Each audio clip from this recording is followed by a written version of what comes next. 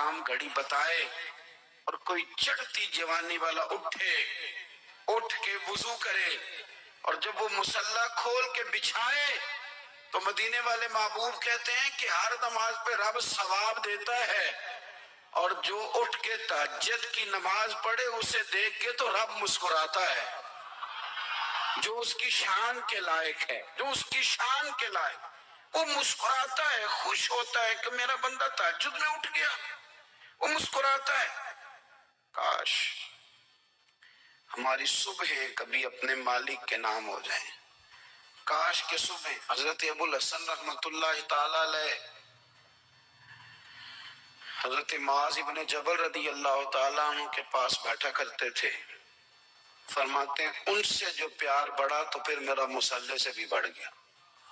تابعی ہیں، فرماتے ہیں صحابی رسول سے محبت ہوئی تو ذکر سے بھی ہو گئی، پھر درود شریف سے بھی ہو گئی، محبت ان سے بڑھی تو پھر اللہ نے مسجد کا پیار بھی بڑھا دیا۔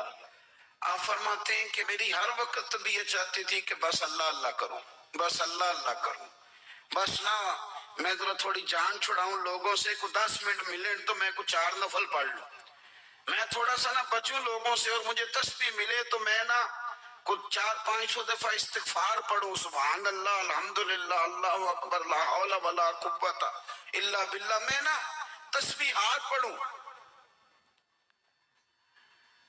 فرماتے ہیں کہ بچے تھے گھر میں 6-7، غربت تھی، کام ملتا کوئی نہیں تھا، اور میں کام چور نہیں تھا، کام ڈھونڈتا تھا، پر اللہ کی قدرت کے کام نہیں ملتا تھا۔ فرماتے ہیں کہ میں نے ایک دن اپنی اہلیہ سے کہا کہ آج میں پھر جاتا ہوں کام ڈھونڈنے، تو میری بیوی بڑی فرما بردار تھی، پر اس دن نہ غربت کے ہاتھوں تنگ آ کے کہنے لگی آج نانا کوئی تو چیز لے کے آیا، تو مجھ سے بچوں کی بھوک نہیں دیکھی جاتی، یہ سب روگاں دا روگ محمد جس دا نام غریبی، کنڈ بلا کے لنگ جاندے نہیں دوست یار قریبی، آج نہ کچھ لے کے آیا تو میں بچے لے کے چلی جاؤں گی۔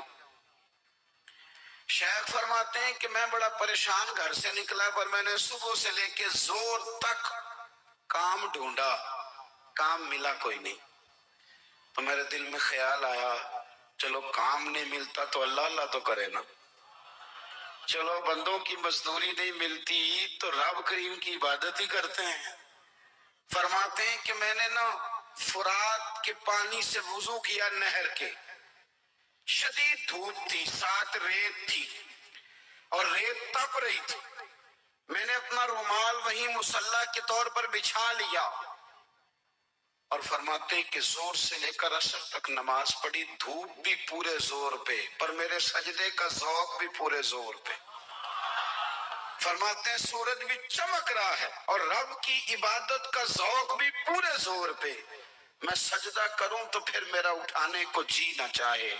میرے استاد لکھا کرتے تھے، یہ ان کا شعر ہے، وہ کہا کرتے تھے مجھے سوز دے، مجھے ساز دے، اور مجھے نیم شب کا نیاز دے، دم سجدہ خود کو میں توڑ دوں، مجھے ایسا ذوق نماز دے، اور میں تیری بہار کا پھول ہوں، میں کھلا بھی ہوں تو تیرے لیے، مجھے میری شاخ سے توڑ لے، مجھے اپنی زلف کا ناز دے۔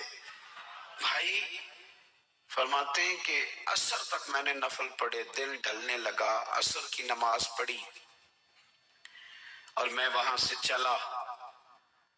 اب میں جب نکلنے لگا تو دل میں خیال آیا کہ چھوٹی چھوٹی دیواریں ہیں گھر کی، بغیر کچھ لیے جاؤں گا تو بیوی دور سے دیکھے گی تو شور کرے گی کہ پھر خالی ہاتھ آ گیا ہے۔ کہتے میں نے اپنے اسی رومال میں جس میں میں نے نماز پڑھی تھی نا، رومال میں کیا دے پنجابی جسافہ کہتے ہیں، اسی میں نا میں نے کچھ ریت بھر لی کہ وہ دور سے دیکھے گی تو سمجھے گی کچھ لے کے آیا ہے، چلو جا کے اسے بتا دوں گا کہ آج پھر مزدوری نہیں ملی۔ کہتے ہیں وہ ریت لے کر جب میں گھر میں گیا تو پہلے بیوی دروازے پہ کھڑی ہوتی تھی، پوچھتی تھی خالی ہاتھ آ گئے ہو؟ آج میں نے دیکھا تو ہے ہی کوئی نہیں۔ فرماتے میں اندر داخل ہوا، سلام لیے، کونے میں میں نے وہ رومال رکھ دیا اور میں نے آواز دی کہ بھلی مانس کہاں ہو؟ تو وہ کہنے لگی آپ منہ ہاتھ دھو لیں، میں روٹی لے کے آئی۔ میں نے کہا روٹی کہاں سے آ گئی؟ یہاں تو کئی دنوں کے فاقے ہیں، تو کئی دنوں کی غربت ہے، یہاں تو اس گھر میں تو فقیری ہے۔ فرماتے ہیں کہ وہ روٹی لے کے آئی اور اس وقت کی جو موجودہ نعمتیں تھی، سمجھ لے سلاد اچار ہر چیز ساتھ لائی۔ میں نے کہا کہ بچے کہاں گئے؟ کہنے لگی وہ کھانا کھا کے کھیلنے گئے، آپ کھانا کھا لیں آ جاتے۔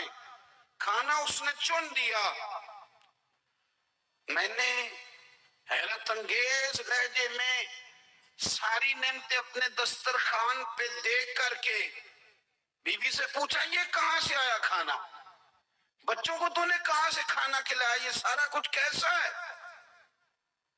تو کہنے لگی پتہ نہیں آج آپ کس کریم کی مزدوری کرنے چلے گئے تھے، پتہ نہیں کس کریم کی، میرے گھر میں تو اتنی نعمتیں آئی ہیں کہ مجھ سے سنبھالی نہیں جا رہی، اتنا اناج ہے، اتنا گندم ہے، کس کریم کے دروازے آج چلے گئے تھے؟ یہ کہتے کہتے وہ اٹھی اور اٹھ کر کے کہنے لگی پہلے بڑا کچھ آیا تھا، اب کیا لے آئے ہو؟ اور جا کر کے نا اس نے وہ ریت والا رومال کھولا، کہنے لگے میں تو لے کے آیا تھا ریت، تو میرے رب نے اسے بھی سونے اور ہیرے بنا دیا تھا۔ جب آپ کی توجہ اللہ کی جانب، میرے نبی پاک صلی اللہ تعالی علیہ وسلم نے فرمایا ہر چیز اپنے رب سے مانگ، ہر چیز مانگ، ہر چیز مانگ۔ یا رسول اللہ کیا کچھ؟ میرے محبوب نے فرمایا تیرے گھر میں نمک بھی ختم ہو جائے تو وہ بھی اپنے رب سے مانگا کر، تو مانگنا وہ تجھے دے گا، تو اس کی بارگاہ میں کشکول طلب دراز تو کرنا۔ اور ترمذی شریف میں عجیب لفظ ہے، رسول کائنات نے فرمایا، رب کریم فرماتا ہے جب میرا بندہ ہاتھ اٹھاتا ہے نا تو مجھے حیا آتی ہے کہ میں خالی کیسے لوٹا دوں اس کے۔ اتنے بڑے بادشاہ کی بارگاہ میں، او بھائی لوگوں سے عزتیں تلاش کرتے ہو تو وہ کیا تمہیں عزت دیں گے؟ وہ تو کل اچھا کہتے ہیں پرسوں برا کہنے لگ جاتے ہیں۔ لوگوں کے سامنے گڈ بک میں آنا چاہو گے تو وہ تو سویرے تمہارے بارے میں کچھ کہیں گے، شام کچھ اور کہیں گے۔ اپنی روحانی زندگی آباد کریں، اپنے مسلح کو وقت دیں، اور دنیا سے چھپ کر اس موبائل کو بند کر کے اور اپنے آپ سے بھی چھپ کے اور تنہا ہو کے چھپا کے سارا کچھ اپنے آنسو اپنے رب کی بارگاہ میں پیش کریں، اس کے حضور حاضری دیں۔ سنو نا ترمذی کی حدیث، اور اسے یاد رکھنا، نبی پاک علیہ السلام نے فرمایا اپنے دکھ لوگوں کے سامنے نہ بیان کرنا، سیٹھوں نوابوں کو نہ بتاتے پھرنا، دنیا داروں کے سامنے جا کے نہ رونا کہ میں تکلیف میں ہوں۔ فرمایا اگر دنیا داروں کو دکھ بتاؤ گے رب تمہیں کبھی غنی نہیں کرے گا، اور لوگ ہیں کہ الٹا مذاق اڑائیں گے۔ آپ کی جس سے بڑی پکی یاری ہے نا، پکی، وہ تب تک پکی ہے جب تک آپ نے 50,000 مانگا نہیں، اور جس وقت آپ نے کہہ دیا کہ میں مجبور ہوں میری مدد کر تو پھر ختم ہو گئی دوستی۔ لوگوں کے تعلقات آپ کے ساتھ تب تک ہیں جب تک آپ ان سے کوئی ضرورت وابستہ نہیں کرتے۔ کریم ابو فرمانے لگے بندوں کے سامنے دکھ نہ بیان کرنا، اللہ تجھے کبھی غنی نہیں کرے گا، تو اپنے دکھ اپنے رب کو بتا، تو دعائیں مانگ، تو اس کی بارگاہ میں حاضر ہو، تو اس کے حضور عرض کر۔ فرمایا اپنے دکھ اپنے رب کو بتا، وہ جلدی کرے یا دیر سے کرے تجھے ساری دنیا سے بے نیاز کر دے گا، تجھے کسی کا محتاج نہیں رہنے دے گا۔ اپنے مسلح کو، اپنی دعاؤں، ایک بزرگ فرماتے میں نے دعا مانگنے کا طریقہ اپنی بیوی سے سیکھا۔ دعا مانگنے کا طریقہ اپنی، سیکھنے والے تو اپنے بچوں سے بھی سیکھ لیتے ہیں، سیکھنے والے تو ہر ایک سے سیکھتے ہیں۔ وہ کہتے ہیں میں نے دعا مانگنے کا سلیقہ اپنی بیوی سے سیکھا ہے۔ حضرت وہ کس طرح؟ فرمانے لگے میری بیوی نے نا مجھے کوئی کام بتایا، کچھ پیسوں کی ضرورت کے لیے کہا، تو میں نے اسے کہا کہ بھئی ابھی میرے پاس نہیں ہے، کچھ دنوں میں آتے ہیں تو میں دے دوں گا۔ عورتوں کی عادت ہوتی ہے وہ بار بار یاد کراتی ہیں، 2-4 دنوں کے بعد پھر اس نے کہا حضرت وہ میں نے کہا تھا کچھ پیسے، میں نے اسے کہا کہ ابھی میرے پاس نہیں ہے، کچھ دنوں میں ملتے ہیں تو میں تمہیں دے دوں گا۔ اس نے کچھ دنوں کے بعد پھر کہا حضور وہ میں نے کچھ پیسے کہے تھے، فرماتے میں نے ڈانٹ دیا، میں نے کہا کہ کیا تو روز مجھے شرمندہ کرتی ہے؟ کہا نا میرے پاس نہیں ہے، ہوں گے تو دے دوں گا، تو روز یاد کراتی ہے۔ فرماتے اس نے پہلے تو میری ڈانٹ کو سہا، پھر میرے سخت جملوں نے اس کی آنکھوں میں آنسو پیدا کر دیے، پھر اس نے اپنے آنچل میں اپنے اس دکھ کو سمیٹا، اور پھر اس نے ایک جملہ کہا تو میں رو پڑا، اور مجھے اپنے رب سے مانگنے کا طریقہ آ گیا۔ مجھے کہنے لگی حضرت جی آپ نے ڈانٹ دیا، میں نے سہ لیا، پر آپ ہی میرے شوہر ہیں، بتائیں نا آپ سے نہ کہوں تو میں کس سے جا کے کہوں؟ فرماتے میں رو پڑا، اور میں کھل کے رویا، اور میں تڑپ کے رویا، اور پھر میری سسکیاں بند گئیں، تو مجھے کہنے لگی آپ کو کیا ہوا؟ میں نے کہا مجھے بھی دعا مانگنی آ گئی ہے۔ جب میں اسے کہوں گا نا اللہ تو ہی میرا رب ہے، میں تجھ سے نہ کہوں تو میں کس سے جا کے کہوں؟ میں کیوں کسی بندے سے سوال کروں؟ میں کیوں کسی دنیا دار سے کہوں؟ میں تیرے بندوں کا، نیک بندوں کا وسیلہ لے کے، تیرے محبوب کی غلامی لے کے تیری بارگاہ میں آیا، تجھ سے نہ مانگوں تو کس سے مانگوں؟ سمجھ آ گئی ہے؟ جب میں اس رنگ میں مانگوں گا تو میرا رب میرے اوپر بڑا ہی فضل فرمائے گا، وہ میرے اوپر بڑی رحمت کرے گا، وہ میرے لیے آسانیاں کرے۔ عزیز دوستو، ہم اس طرح کرنے لگ گئے ہیں کہ ہم نے نا اپنے تعلقات پر اعتماد کرنا شروع کر دیا ہے۔ میرے تعلقات بہت ہیں، ہم نے اپنی دولت پر اعتماد کرنا شروع کر دیا ہے، میرے پاس دولت بہت ہے۔ ہم نے اپنے علم پر، اپنی شہرت پر اعتماد کرنا شروع کر دیا ہے کہ میرے پاس فلاں چیز بہت ہے۔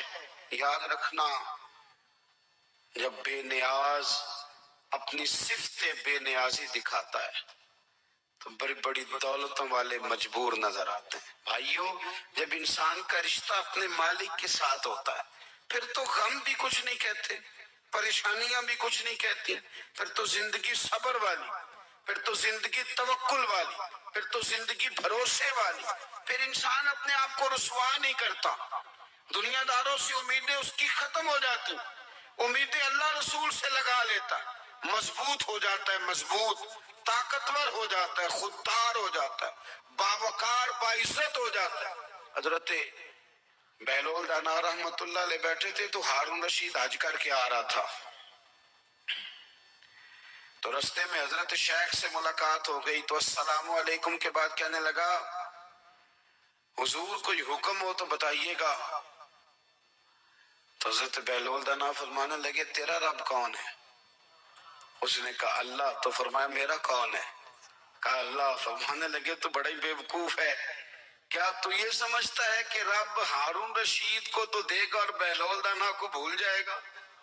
تیرا بھی وہی رب ہے، میرا بھی وہی رب ہے، اس نے اگر تجھے دے کے آزمایا ہے تو ہو سکتا ہے مجھے نہ دے کے آزما رہا ہو، جب اس کی حکمت کے تقاضے ہوں گے تو عطا کرے گا اور دے گا، تو جا اپنا کام کر۔ بھائی، اپنی روحانی زندگی، اپنی عبادات، اپنے وظائف، اپنے روزمرہ کی معاملات، اپنی دعائیں، اپنا استغفار، دیکھو کوئی مشکل کام تو نہیں، 2 رکوع ہیں سورہ واقعہ کے، اگر رات کو پڑھ لی جائے تو۔ میں کس طرح یہ بات بیان کروں کہ تعویذ بانٹنا آسان ہے اور وظیفہ بتانا مشکل ہے؟ سارا دن تعویذ بانٹیں تو لوگ لینے کو تیار ہیں، اور اگر آپ وظیفہ بتائیں تو کہتے ہیں تو مشکل کام ہے۔ او خدا کے بندے، اگر آپ کا تعلق قرآن پاک کے ساتھ مضبوط ہو، قرآن پاک کے ساتھ اگر آپ کا رشتہ ہو، لوگ سفارشیں ڈھونڈتے ہیں نا دنیا میں، کوئی تعلق مل جائے تو میرا کام ہو جائے، دنیا میں اتنا مشکل معاملہ ہے، آخرت میں مجھے بتائیے گا کتنا مشکل معاملہ ہوگا۔ میرے نبی پاک صلی اللہ تعالی علیہ وسلم نے فرمایا جو لوگ سورہ ملک پڑھا کرتے تھے نا، سورہ ملک، یہ سورت ملک قیامت میں ان کی سفارش کرے گی، اور اس طرح کرے گی کہ کہے گی اے اللہ یہاں اس بندے کو جنت میں داخل کر دے یا مجھے قرآن پاک سے علیحدہ کر دے، تو رب فرمائے گا جا اس کا دامن تھام کے اسے جنت تک پہنچایا۔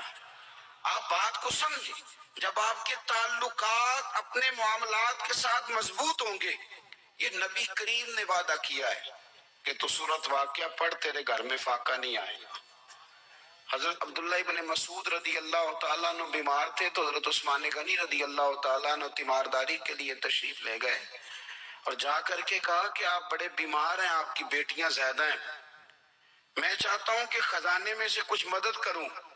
تو سیدنا عبداللہ ابن مسعود رضی اللہ تعالیٰ عنہ اٹھ کے بیٹھ گئے اور کہنے لگے امیر المومنین، اللہ آپ کو میری طرف سے، میری بیٹیوں کی طرف سے بہتر صلہ دے، میری بیٹیوں کو کسی خزانے کی ضرورت نہیں، میں نے انہیں خزانہ دے دیا ہے۔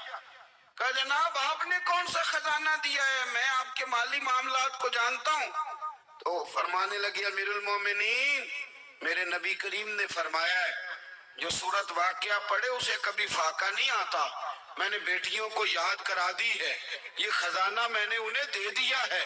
وہ سارے والدین سنیں جو بیٹیوں کے لیے پریشان رہتے ہیں۔ حضرت عبداللہ ابن مسعود نصیحت کر رہے ہیں، فرمانے لگے میں نے سورت واقعہ یاد بھی کرا دی ہے، پڑھنے کی عادت بھی ڈال دی ہے۔ حضور نے فرمایا ہے جو سورت واقعہ پڑھے اسے فاقہ نہیں آتا۔ کہنے لگے چاند تو اپنی جگہ چھوڑ سکتا ہے، سورج گر سکتا ہے، تارے ٹوٹ سکتے ہیں، پر مدینے والے رسول کی بات غلط نہیں ہو سکتی۔ حضور نے فرمایا فاقہ نہیں آئے گا تو انشاءاللہ کبھی بھی نہیں آئے گا۔ کرنے کا کام یہ ہے کہ ہم اپنے معاملات، اپنی عبادات، اپنی دعائیں کبھی 10 منٹ عادت ہو جائے نا دعا مانگنے کی علیحدہ سے رات کو۔ حضور نے فرمایا جو فرض نماز کے بعد دعا مانگے اللہ اس کی قبول کر لیتا ہے۔ نبی پاک صلی اللہ تعالی علیہ وسلم نے فرمایا اللہ مسافر کی دعا قبول فرماتا ہے۔ حضور نے فرمایا اللہ مظلوم کی دعا قبول فرماتا ہے۔ حضور نے فرمایا بیمار سے دعا کراؤ اللہ اس کی دعا قبول فرماتا ہے۔ میرے نبی پاک نے فرمایا ماں باپ جب بھی اولاد کے لیے ہاتھ اٹھائیں، ویسے تے بلے شاہ تو آسمانی اٹھ دیا ہی پھڑ دیں، جڑا گھر بیٹھا انہوں بڑھیا ہی نہیں۔ حضور فرمانے لگے ماں باپ جب بھی اولاد کے لیے دعا فرمائیں اللہ ان کی دعا کو قبول کرتا ہے۔ آپ اپنا تعلق بنائیں، دعا کے ساتھ، عبادت کے ساتھ، مصلی کے ساتھ رشتہ بنائیں، استغفار پڑھیں۔ صلاح الدین ایوبی صلیبی جنگوں میں تھے، رات کو مسجد اقصی میں نماز پڑھی تو پریشان تھے۔ ایک بزرگ سے ملاقات ہوئی تو وہ کہنے لگے کہ آپ بڑے پریشان ہیں۔ کہنے لگے حضور پریشان اس لیے ہوں کہ پہلے ہی مسلمان کمزور ہے، اب میں نے سنا ہے دشمن کا ایک بحری بیڑا وہ جنگی سامان سے بھرا ہوا آ رہا ہے، تو اب ان کے پاس اور تلواریں اور نیزے آ جائیں گے، مسلمانوں کے پاس پہلے ہی وسائل کی کمی ہے، پریشان ہوں کس طرح کر کے مقابلہ کریں گے۔ یہ بات کہتے ہی صلاح الدین ایوبی نے بزرگوں سے کہا حضور آپ بھی دعا کرنا، دعا کی بڑی طاقت ہے۔ میرے نبی پاک نے فرمایا دعا مومن کا ہتھیار ہے، دعا مومن کا، دعا مومن کا۔ حضور نے فرمایا تقدیر کو سوائے دعا کے کوئی چیز نہیں بدل سکتی، دعا مومن کا ہتھیار ہے، یہ کافر کے پاس کوئی نہیں، یہ ہتھیار ہے مومن کا۔ اللہ کرے آپ کو سمجھ آئے، پھر سنیں کئی بار کہہ چکا ہوں یہ ہتھیار ہے۔ کافر کے مقابلے میں جو تیرے پاس سب سے بڑا ہتھیار ہے وہ دعا ہے۔ دعائیں کرانی چھوڑ دی، کرنی چھوڑ دی، لینی چھوڑ دی۔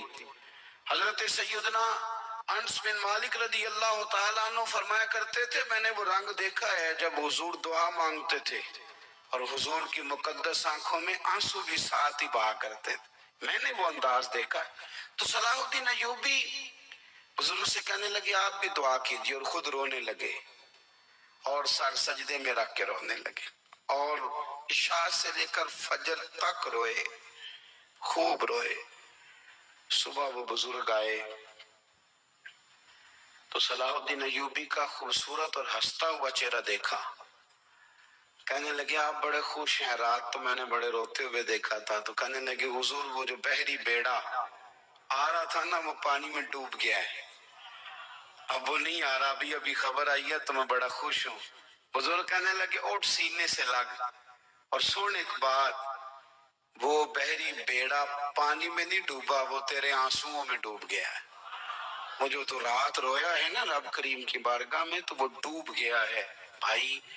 اپنا مصلے کا، عبادت کا، وظائف کا، اللہ اللہ کا سلسلہ اس کو مضبوط کرے. اپنی دعاؤں کے تعلق کو مضبوط کریں. دعائیں بڑے انقلاب برپا کر دیتی ہیں. ہم تھوڑے تھوڑے نا جب سے خشک ہوئے ہیں نا خشک، اور میری تو جماعت ہی صوفیاء کی جماعت تھی. ہم تو داتا علی اجمیری کی جماعت سے، ہم تو خواجہ اجمیری کی جماعت سے، ہم تو شیخ احمد فاروق سرہندی کی جماعت سے، ہم تو صوفیاء کی جماعت. ہماری جماعت نے بھی وہ تعلق جو ہمارے بزرگوں نے بنایا تھا. بزرگ اللہ کے قریب کیسے جاتا ہے؟ تو ہمارے یہاں نا بہت سارے لوگ کہتے ہیں جی نظر ہو گئی تو کام ہو گیا.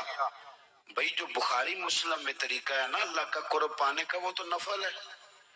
نبی کریم علیہ السلام نے فرمایا بندہ نفلوں کے ذریعے رب کے قریب جاتا ہے، اور اتنا قریب جاتا ہے کہ پھر اللہ اس کی زبان بن جاتا ہے، اللہ اس کی آنکھیں بن جاتا ہے، کان بن جاتا ہے، ہاتھ اور پیر بن جاتا ہے. تو یہ تو عبادت ہے، یہ تو اللہ کی بارگاہ کی حاضری ہے جو آپ کو اللہ کے قریب کرے گی.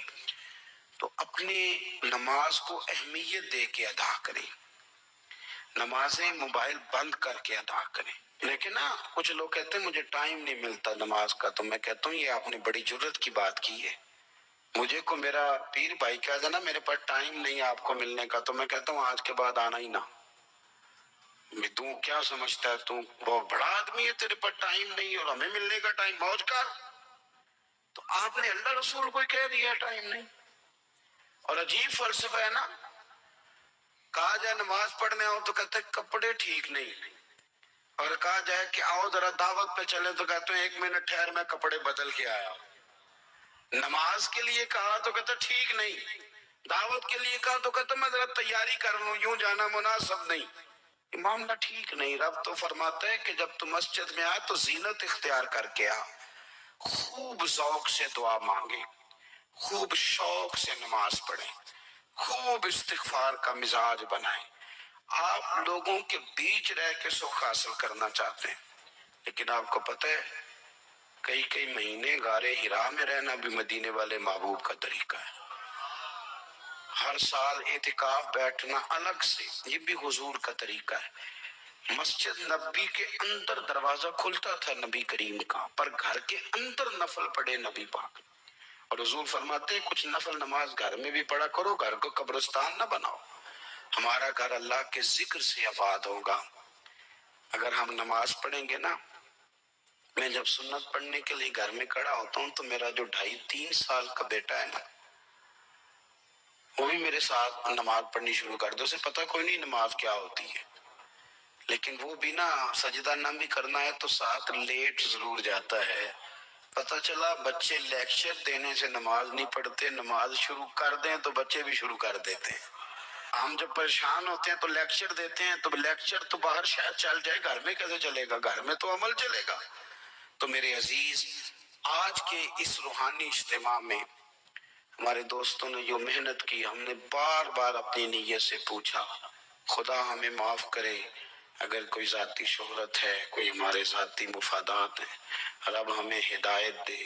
ہماری یہ خواہش تھی کہ روحانی اجتماع ہمیں تھوڑا سا اللہ اور اس کے رسول کے جانب مائل کرے، کچھ ہمارا رشتہ مصلی کے ساتھ مضبوط کرے.